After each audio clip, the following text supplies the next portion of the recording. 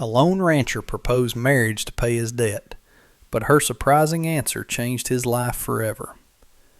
The wind howled down from the sawtooth peaks, a living thing with teeth of ice that gnawed at the chinking of the cabin walls.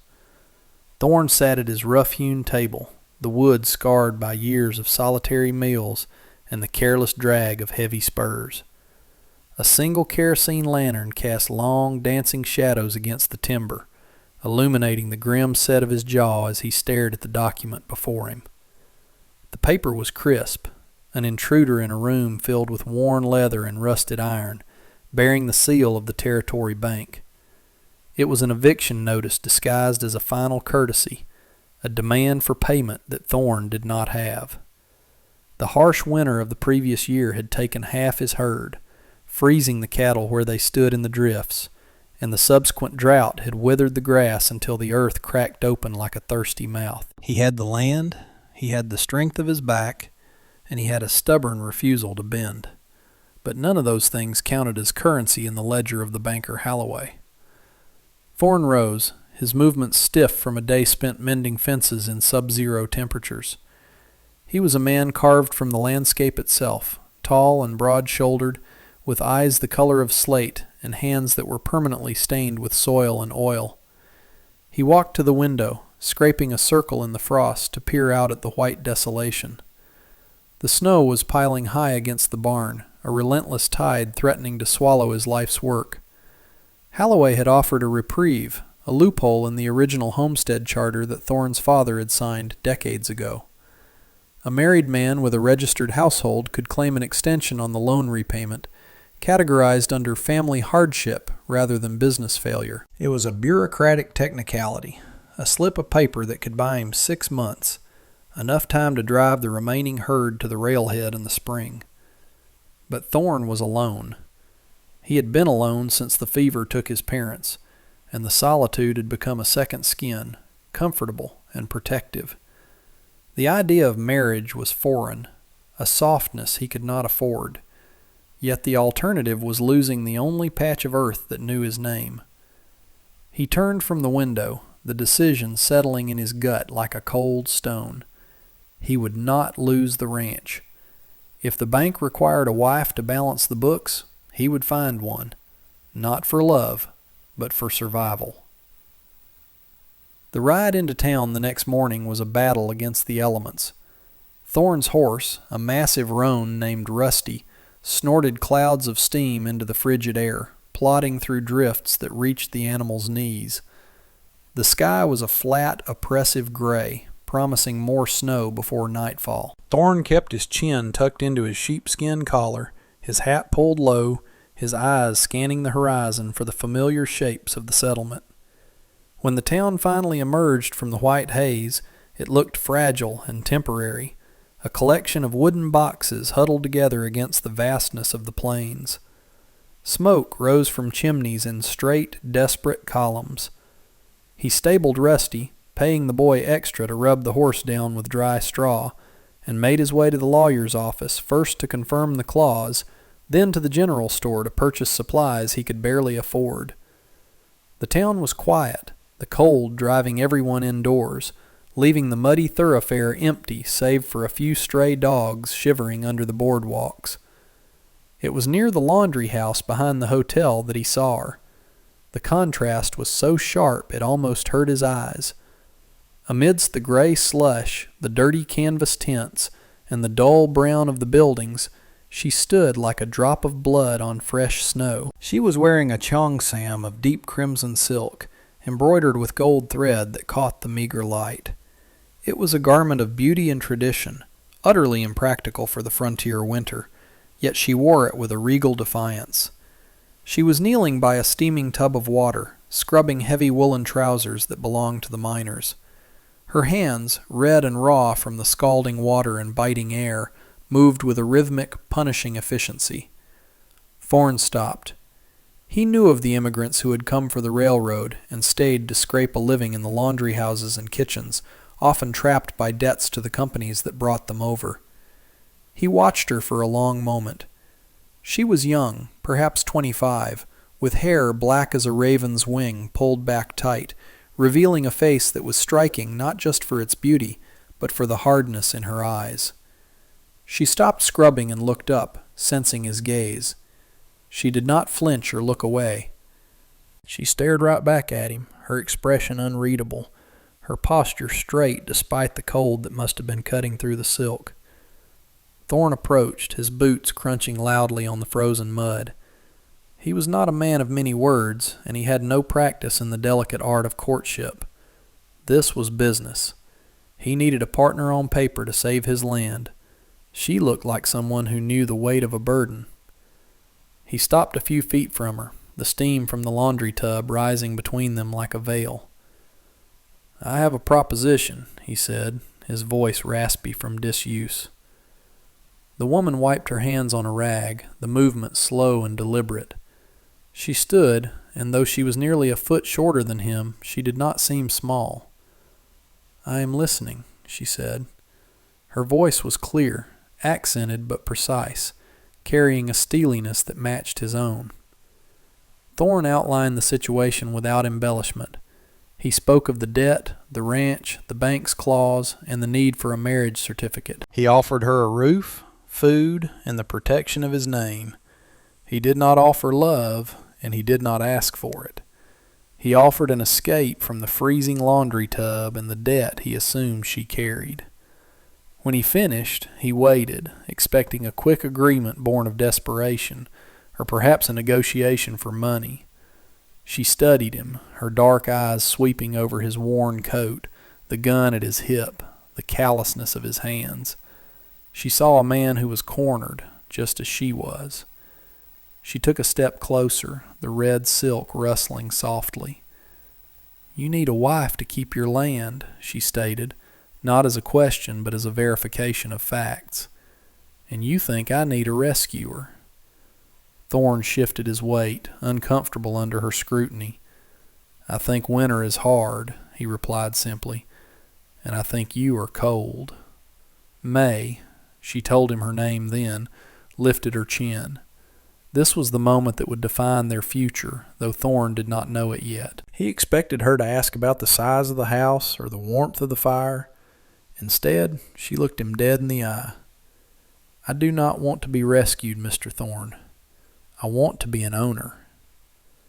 The wind whipped a strand of hair across her face, but she didn't blink. "I will marry you. I will sign your paper. But I will not be a servant in your house. If I work the land, if I suffer the winter, half of what we save is mine. Not a gift. Mine by right." Thorne stared at her. Most women in the territory would have asked for a ticket east or a monthly allowance. May was asking for equity. She was asking for a stake in the very soil he was trying to save. It was a surprising answer, one that shifted the ground beneath him. He looked at her hands again, red, swollen, but strong. She wasn't looking for a soft place to land. She was looking for a place to stand. A grudging respect sparked in his chest, warm and unfamiliar. He needed a wife for the bank, but a partner for the ranch would be worth far more. He extended his hand, a massive, rough paw against the delicate backdrop of her silk dress. "Agreed," he said.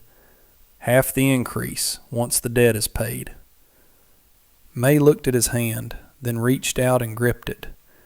Her palm was rougher than he expected, her grip firm. "Then we have an accord," she said. The deal was struck not with a kiss, but with a handshake in the freezing mud, binding two solitary souls together against the world. The ceremony was a stark affair, conducted by the town's justice of the peace in a dusty office that smelled of stale tobacco and ink. The official mumbled through the words, his eyes darting between the towering rancher and the woman in the red cheongsam, clearly perplexed by the pairing. Thorne signed his name with heavy, deliberate strokes. May signed hers with elegant, vertical characters next to the English translation. There were no rings, only the exchange of papers and the grim satisfaction of a legal hurdle cleared. They walked out into the biting wind as man and wife, strangers bound by ink and necessity. Thorne helped her into the wagon he had loaded with supplies. She climbed up without waiting for his hand, gathering the skirts of her dress around her. He noticed she had no heavy coat, only a thin shawl. Without a word, he unbuttoned his sheepskin jacket, took it off, and draped it over her shoulders. It engulfed her, smelling of pine and horse, but she pulled it tight. She nodded once, a silent acceptance of the practicality. Thorne climbed onto the bench seat, took up the reins, and whistled to the team. The wagon lurched forward, leaving the town behind as they headed into the deepening gray of the afternoon. The journey back to the ranch was a trial of endurance. The snow began to fall in earnest, thick, heavy flakes that blotted out the horizon and turned the world into a swirling white void. The temperature plummeted. Thorne kept the horses moving, his eyes narrowed against the sting of the ice. He glanced sideways at May. She sat upright, wrapped in his oversized coat, her gaze fixed on the ears of the horses. She did not complain. She did not ask how much farther. She simply endured. The silence between them was thick, but it wasn't empty. It was filled with the creak of the wagon wheels, the heavy breathing of the horses, and the unspoken question of what awaited them at the end of the trail. The road became treacherous, the wheels slipping in hidden ruts. At one point, the wagon slid dangerously toward a ditch. Thorne fought the reins, his muscles straining, cursing under his breath. Before he could shout an order, May was already moving. She scrambled down from the seat, sinking into the snow, and grabbed the bridle of the lead horse, soothing the panicked animal and pulling with a strength that belied her frame. Together, they guided the team back onto the hardpack. When she climbed back up, breathless and shivering, Thorne looked at her. "Good work," he said. It was the most he had spoken in hours. "Drive," she replied, her teeth chattering, but her eyes burning with that same fierce resolve. They reached the cabin well after dark. It was little more than a shadow against the snow, a squat structure of timber and stone. Thorne halted the wagon and helped May down. Her legs were stiff from the cold, and she stumbled slightly, but she righted herself before he could catch her. He led her to the door, kicking the snow away from the threshold, and pushed it open. The inside was freezing, the fire having died out hours ago. The air smelled of cold ash and solitude. Thorne struck a match, lighting the lantern, and the room flickered into view. A single room with a loft, a rusted iron stove, a table, and a narrow bed in the corner. It was a man's den, functional and bare. He watched her as she looked around. He felt a sudden sharp pang of shame for the roughness of it, for bringing a woman in silk to a place so devoid of comfort. But May did not recoil. She walked to the stove, ran a finger along the cold iron, and then turned to him. The red of her dress was the only color in the room, a heartbeat in the gloom. "Wood," she said, pointing to the empty box, "and water." Thorne nodded, retreating out into the cold to do the chores he had done 1,000 times. But this time the labor felt different. He wasn't just keeping himself alive anymore. He was building a fire for a partner who had already proven she wouldn't let the fire go out. The weeks that followed were a lesson in the architecture of silence, a restructuring of the void that had occupied Thorne's cabin for so long. Life on the ranch was a series of relentless demands, a cycle of feeding, breaking ice, and mending what the wind had torn down. But now there was a second rhythm overlaid upon his own. May did not shrink into the background as he had half expected. Instead, she occupied the space with a quiet, pervasive intensity. She had taken his spare flannel shirts and heavy wool trousers, cutting and restitching them with the sewing kit she had brought in her small bundle, transforming his cast-offs into functional workwear that fit her slender frame, though she always wore the high collar of her cheongsam underneath, a flash of crimson silk visible at her throat like a secret defiance. She took over the cooking, and though the pantry contained only beans, salted pork, and flour, the meals changed. They became richer, seasoned with dried herbs she found in the root cellar, and a patience Thorn had never possessed. The cabin began to smell less of stale grease and more of something warm and complex. In return, Thorn began to notice the drafts. He spent his evenings not just staring at the fire, but whittling pegs to plug the gaps in the window frames where the cold air hissed in near where she sat mending. He didn't announce these repairs, he simply did them. One evening, after he had spent an hour securing a loose floorboard that had always creaked under her step, May looked up from her work. The lantern light caught the sharp angle of her cheekbone and the softness of her mouth. "The floor is silent," she observed, her voice low. Thorn grunted, tossing a wood shaving into the stove. "Loose board," he said. "Dangerous." It was a lie. The board had been loose for 10 years.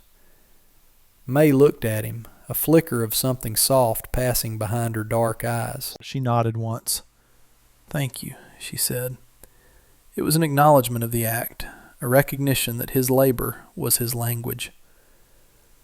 Then came the night the temperature dropped until the very air seemed to shatter, and the wolves came down from the high timber. It started with a low, mournful howling that prickled the hair on Thorn's arms, followed by the terrified bawling of the calves in the lower pen. Thorn was out of bed and into his boots before the echo died, grabbing his rifle from the wall. He expected May to stay huddled under the quilts, but as he reached for the door, he felt a hand on his arm. She was there, dressed in the heavy coat he had given her, a lantern in one hand and a pitchfork in the other. "Stay," he commanded, his voice rough with sleep and adrenaline. "No," she replied, the word hard as flint. "My investment is in that pen." There was no time to argue. They burst out into the swirling white darkness, the wind hitting them like a physical blow. The pen was a scene of chaos, shadow shapes moving through the snow, the heavy bodies of the cattle pressing against the rails. Thorn fired a shot into the air, the crack of the rifle swallowed instantly by the gale, but it scattered the pack for a heartbeat. A large gray wolf, emboldened by hunger, lunged for a straggler calf near the gate. Thorn cycled the bolt, but May was closer. She didn't scream. She didn't hesitate. She drove the tines of the pitchfork into the snow between the wolf and the calf, shouting a guttural, fierce cry that sounded ancient and terrifying.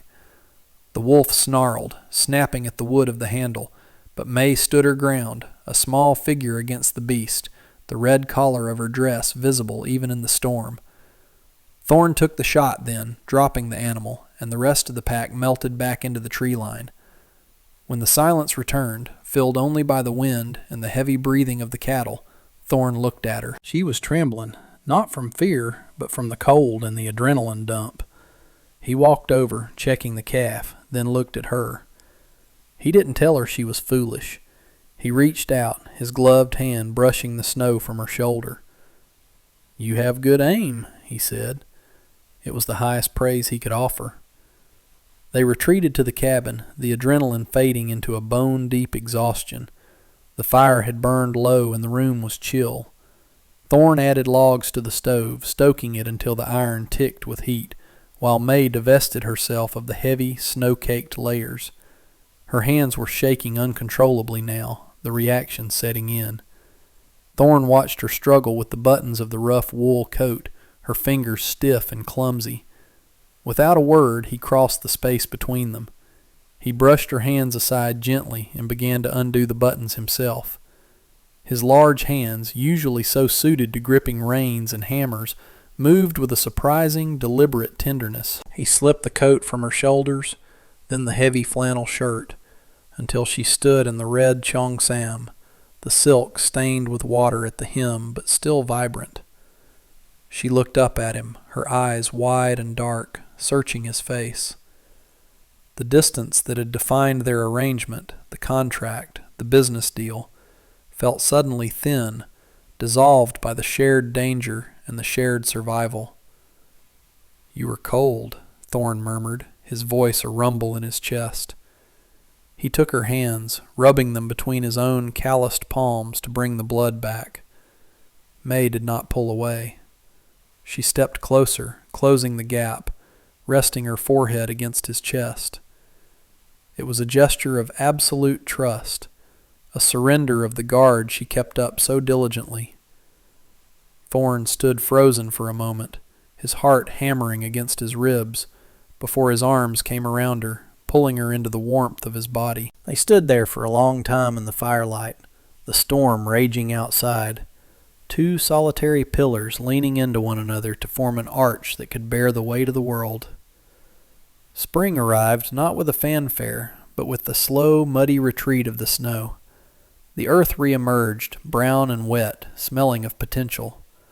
With the thaw came the inevitability of the debt.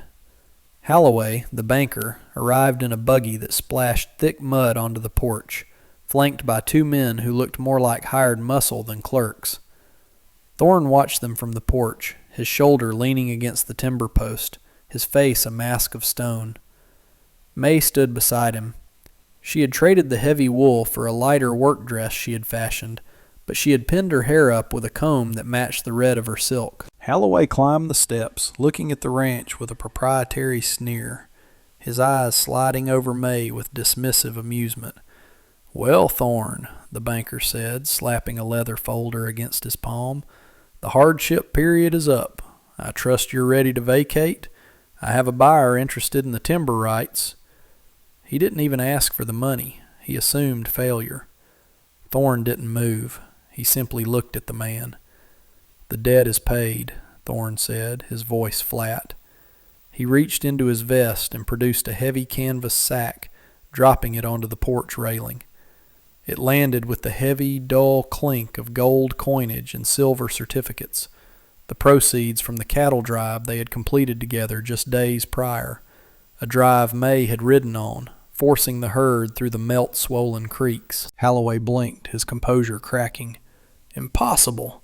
And the household clause? This arrangement," he gestured vaguely at May.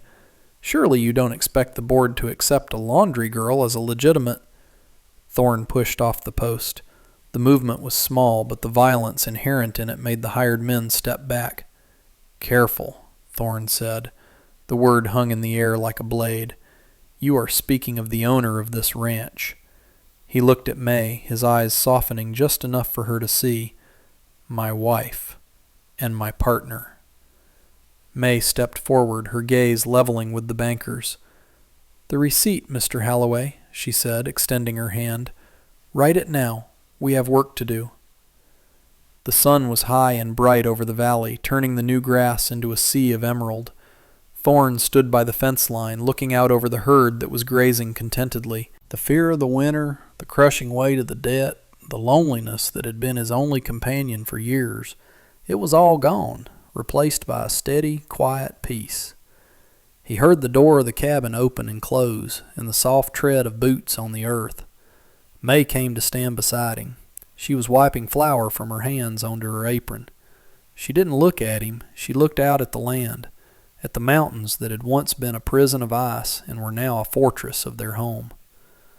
"The roof needs tar before the rains," she said, her mind always on the practical, on the preservation of what they had built. Thorne chuckled, a low, rusty sound that he was learning to use more often. "I'll do it tomorrow," he said. He turned to face her, looking at the woman who had answered his desperate proposal not with submission, but with a demand for equity. That demand had saved him. It had forced him to see her not as a tool for a loophole, but as an equal, a force of nature that matched his own. He reached out and took her hand, his thumb tracing the rough skin of her palm, a map of the work they had shared. "May," he said. She looked up. "We did good." It was the most romantic speech he could muster, but in the language they had built, it meant everything. She squeezed his hand, a rare smile breaking the stoicism of her face, radiant and true. "Yes, husband," she replied softly. "We did." And as the wind blew through the grass, it no longer sounded like a threat, but like a promise of seasons to come, weathered together.